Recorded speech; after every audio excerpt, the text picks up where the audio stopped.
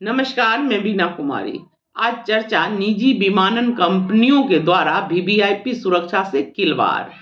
याद कीजिए 18 जुलाई 2023 को सोनिया और राहुल गांधी बेंगलोर से इंडिया अलायंस की 2 दिवसीय मीटिंग के बाद दिल्ली लौट रहे थे।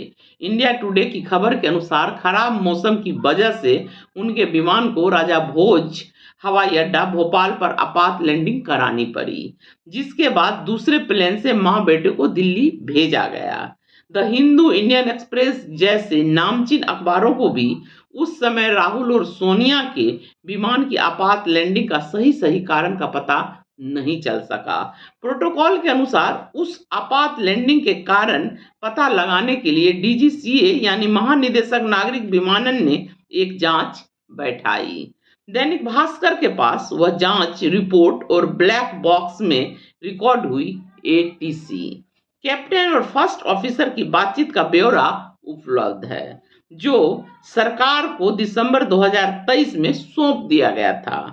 अब घटनाक्रम को समझने का प्रयास करते हैं। बंगलोर से विमान के उड़ने के 1 घंटा 11 मिनट के बाद केबिन का एयर प्रेशर कम होने लगा था। इससे विमान के अंदर तेजी से ऑक्सीजन की कमी होने लगी, जिसके बाद सोनिया और राहुल गांधी को मास्क लगाना पड़ा। एयर प्रेशर घटने के बाद करीब 45 मिनट तक विमान हवा में रहा। दूसरा, 43,000 फीट की ऊंचाई पर केबिन का प्रेशर कम होना बहुत गंभीर स्थिति है। इस ऊंचाई पर केवल 10-12 सेकंड तक इंसान सचेत रह सकता है। इसके बाद की स्थिति जानलेवा हो सकती है, इसलिए तुरंत इमरजेंसी लैंडिंग करानी होती है। तीसरा, 43,000 फीट की ऊंचाई पर जब प्रेशर घटने लगा तो पायलट ने तत्परता दिखाते हुए विमान की ऊंचाई कम करना शुरू कर दिया। पहले नागपुर में इमरजेंसी लैंडिंग की अनुमति मांगी। वहां मौसम खराब था तो भोपाल में सोनिया और राहुल के विमान का इमरजेंसी लैंडिंग करवाया गया। अब आते हैं जांच रिपोर्ट पर। जिस विमान से सोनिया और राहुल यात्रा कर रहे थे वह एक निजी कंपनी एसले एविएशन का विमान था, जिसका न्यूमेटिक बॉल्व और इलेक्ट्रोन्यूमेटिक बॉल्व बार बार खराब हो रहा था। इसे नए पार्ट से नहीं बदला गया, जबकि विमान का बल्ब 5 बार खराब हुआ था। बार बार इसे रिपेयर करके दोबारा एयरक्राफ्ट में लगाया जाता रहा।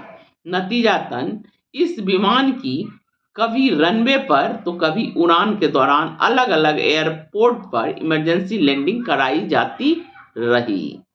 उक्त रिपोर्ट नागरिक विमानन महानिदेशक को 23 दिसंबर 2023 को सौंप दिया गया था।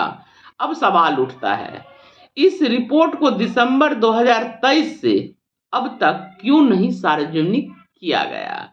दूसरा सवाल, क्या सरकार के पास ऐसी कोई व्यवस्था नहीं है जो यह मानदंड तय कर सके कि इस तरह के बल्ब को कब तक रिपेयर करके लगाना चाहिए और कब नया बदलना चाहिए? तीसरा, सरकार ने अब तक उस कंपनी पर क्या कार्रवाई की, इसका ब्यौरा सार्वजनिक क्यों नहीं किया जा रहा है? गांधी परिवार पहले ही 2 सदस्यों की शहादत झेल चुका है। थोड़ी सी चूक सोनिया गांधी की जान ले सकता था। अब यह प्रकरण निजी कंपनी की लापरवाही है या कोई साजिश, इसकी जांच होनी चाहिए। सरकार की मंशा पर भी उंगली उठना लाजमी है, जिसने साल भर से इस रिपोर्ट को दबाए रखा। नमस्कार, धन्यवाद।